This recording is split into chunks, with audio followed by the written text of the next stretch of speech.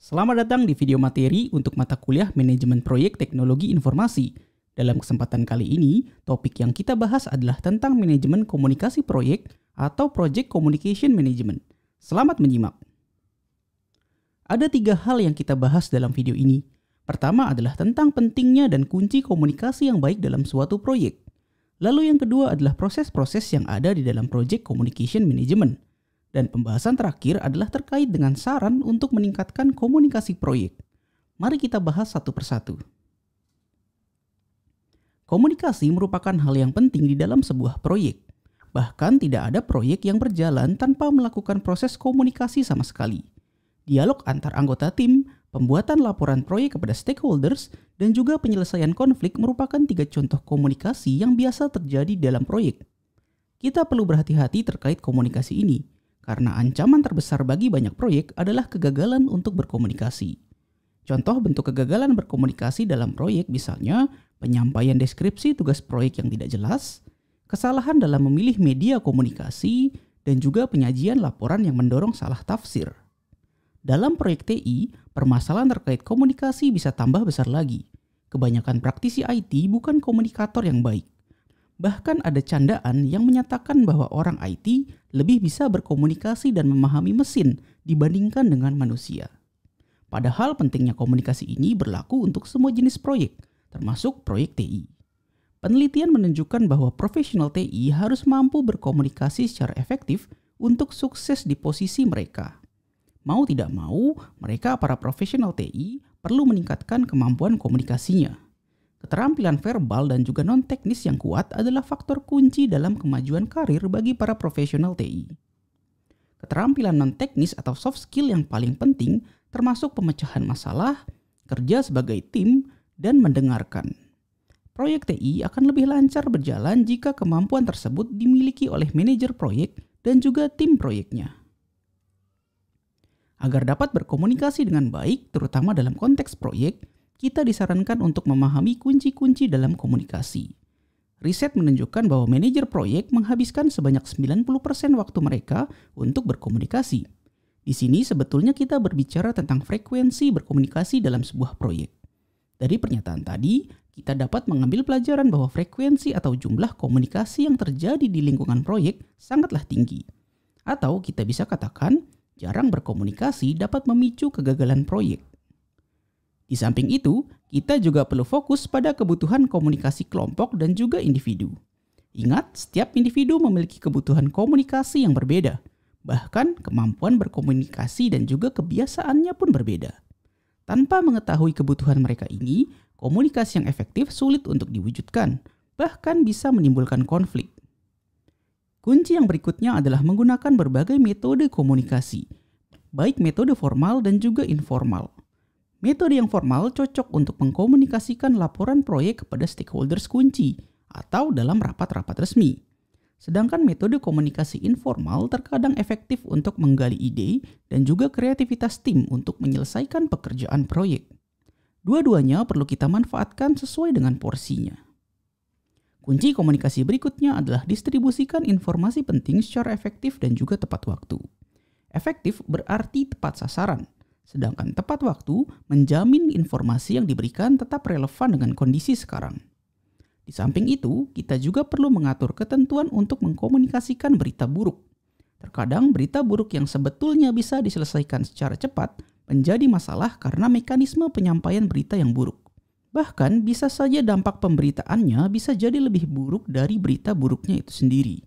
Ini penting karena berita seperti ini dapat mempengaruhi persepsi orang termasuk anggota tim yang pada akhirnya bisa mempengaruhi kinerja proyek. Kunci yang terakhir adalah menentukan jumlah saluran komunikasi atau communication channel. Saluran komunikasi sangat penting karena menghubungkan antar orang atau stakeholders di dalam sebuah proyek. Menentukan jumlah saluran komunikasi perlu kita lakukan untuk menciptakan jalur komunikasi yang efektif. Perhatikan gambar berikut. Jumlah saluran komunikasi dapat ditentukan berdasarkan jumlah orangnya, dengan sebuah rumus. Misalkan jumlah orang yang ada kita sebut sebagai N. Maka jumlah saluran komunikasi dapat dihitung dengan mengalikan N dengan N-1. Lalu hasilnya dibagi dengan 2. Berdasarkan rumus ini, Jika ada 2 orang, maka jumlah saluran komunikasinya adalah 1. Lalu jika ada 3 orang, saluran komunikasinya menjadi 3. Dan apabila ada 4 orang, maka diperlukan 6 saluran komunikasi. Begitu seterusnya. Semakin banyak orangnya, maka semakin banyak saluran komunikasi yang diperlukan. Kita telah membahas tentang pentingnya komunikasi dalam sebuah proyek, yang bahkan bisa menjadi penentu keberhasilan dari proyek tersebut. Itulah alasan mengapa kita perlu melakukan manajemen komunikasi proyek. Manajemen komunikasi proyek memiliki 3 proses di dalamnya. Pertama adalah perencanaan manajemen komunikasi. Lalu yang kedua adalah pengelolaan komunikasi. Dan proses yang ketiga adalah pemantauan komunikasi. Menjalankan 3 proses ini akan lebih menjamin terciptanya komunikasi yang efektif selama proyek berjalan. Mari kita bahas ketiga proses tersebut satu persatu. Proses yang pertama adalah perencanaan manajemen komunikasi. Ini merupakan proses untuk menentukan kebutuhan informasi dan komunikasi para pemangku kepentingan atau stakeholder. Apa yang menjadi input, tools dan teknik yang digunakan, serta luaran dari proses ini adalah seperti yang terlihat pada gambar. Salah satu luaran penting dari proses yang pertama ini adalah dokumen rencana manajemen komunikasi. Ada 8 informasi yang perlu dimuat dalam dokumen rencana manajemen komunikasi tersebut. Yang pertama adalah kebutuhan atau requirements komunikasi dari para stakeholders. Yang kedua, informasi yang akan dikomunikasikan, mencakup format, kontennya, hingga tingkat detailnya. Ketiga adalah siapa yang menerima informasi dan siapa pula yang menyusunnya. Lalu metode atau teknologi yang disarankan untuk menyampaikan informasinya. Kelima adalah frekuensi komunikasi. Lalu keenam adalah prosedur eskalasi untuk menyelesaikan masalah. Ketujuh adalah prosedur untuk merevisi rencana manajemen komunikasi jika terjadi. Dan kedelapan adalah glosarium untuk istilah dan terminologi yang umum yang digunakan di dalam proyek.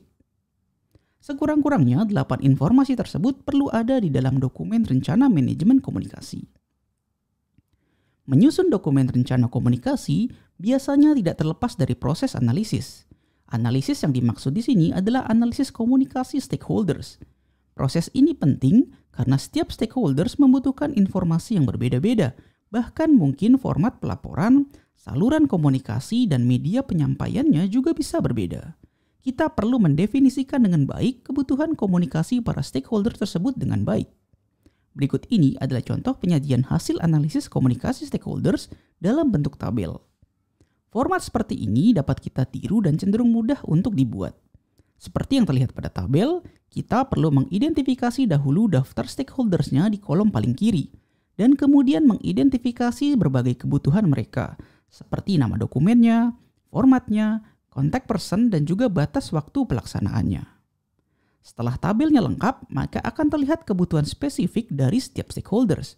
Misalnya, software kontraktor memiliki kebutuhan yang berbeda dengan bagian customer management. Bagian customer management tidak membutuhkan rencana implementasi software. Sebaliknya, software kontraktor tidak perlu laporan status proyek bulanan.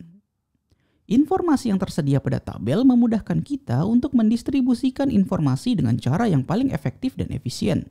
Dan yang terpenting sesuai dengan apa yang dibutuhkan oleh stakeholders.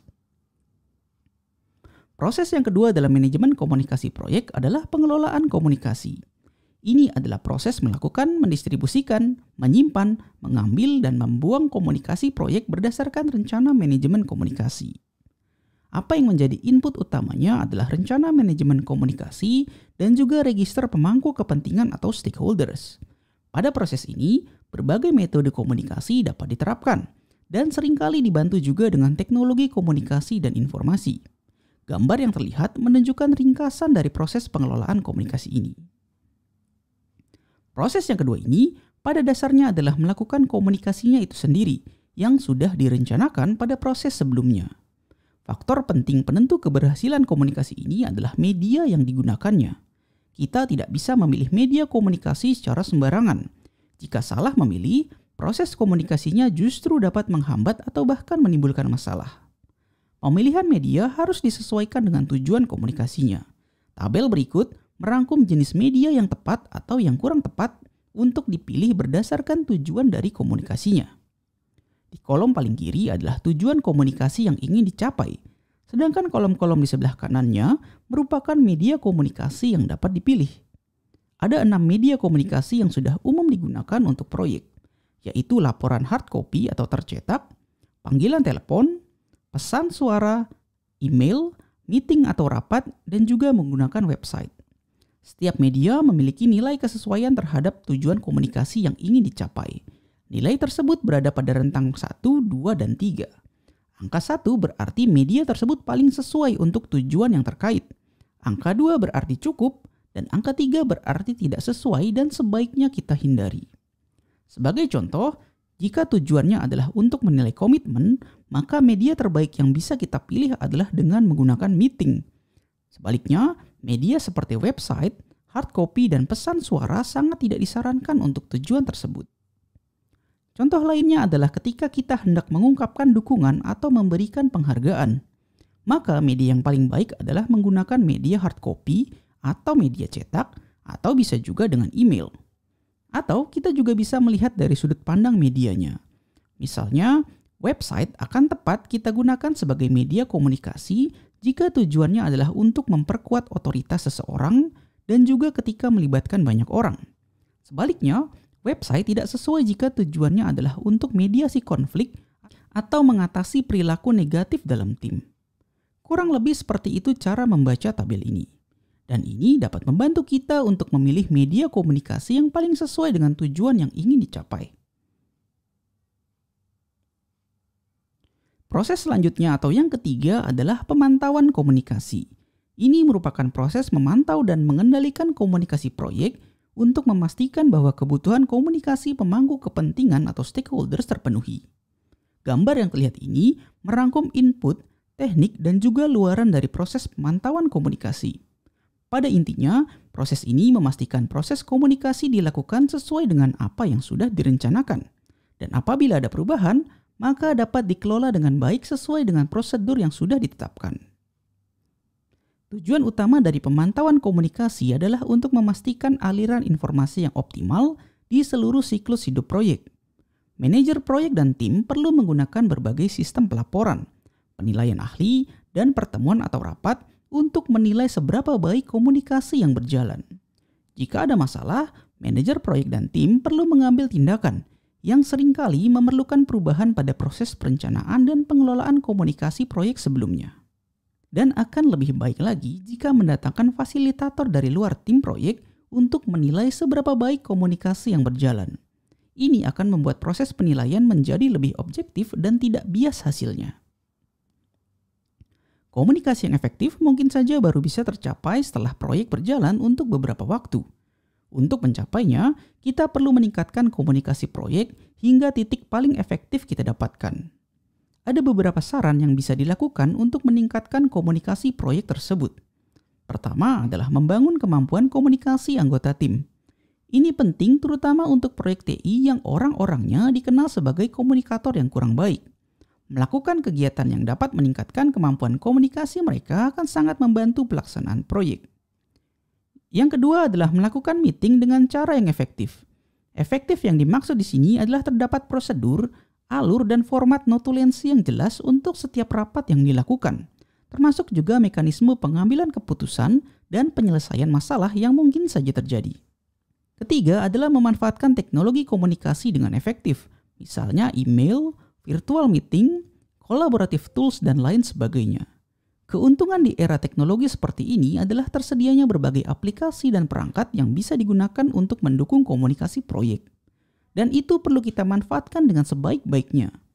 Namun demikian, kita juga perlu perhatikan bahwa penggunaan teknologi terkadang membutuhkan kemampuan tertentu yang bisa jadi belum dimiliki oleh tim. Saat itulah kita perlu meningkatkan kemampuan mereka terlebih dahulu. Jika tidak, maka teknologi yang seharusnya bisa membantu justru bisa menjadi penghambat. Keempat adalah menggunakan template untuk komunikasi proyek. Template berguna ketika menyusun laporan proyek, misalnya laporan status bulanan, laporan keuangan, atau bahkan laporan akhir. Menggunakan template selain menghemat waktu dalam pembuatannya, ini juga dapat memudahkan para stakeholders untuk memahaminya, karena biasanya template yang tersedia merupakan template yang terbukti berhasil mengkomunikasikan informasi dalam proyek yang sebenarnya. Terkait teknologi informasi dan komunikasi, satu jenis aplikasi yang berperan penting dalam kesuksesan berkomunikasi dalam proyek adalah collaborative tools. Aplikasi jenis ini memungkinkan kita untuk bekerja bersama atau berkolaborasi untuk mengerjakan sebuah tugas tertentu tanpa harus berada di ruangan yang sama. Ada banyak collaborative tool yang bisa kita temukan di internet melalui mesin pencari. Salah satu di antaranya adalah SharePoint Portal. Aplikasi ini memungkinkan pengguna membuat custom website untuk mengakses dokumen dan berbagi aplikasi. Kita dapat menjadikan website tersebut sebagai repositori dokumen proyek, dan setiap ada perubahan, dokumen tersebut ditempatkan kembali di sana agar semua yang berkepentingan dapat mengaksesnya. Contoh aplikasi lainnya adalah Google Docs. Aplikasi ini memungkinkan penggunanya untuk membuat, membagikan dan mengedit dokumen, presentasi dan juga spreadsheet secara daring. Kita tidak perlu menginstal aplikasinya di perangkat masing-masing. Cukup dengan browser dan koneksi internet, kita sudah bisa menjalankan aplikasi pengolah dokumen tersebut. Ini bisa kita manfaatkan misalnya dalam penyusunan laporan proyek yang perlu dikerjakan oleh tim. Dan aplikasi ini memungkinkan setiap anggota tim tersebut mengakses dan mengolah dokumen yang sama.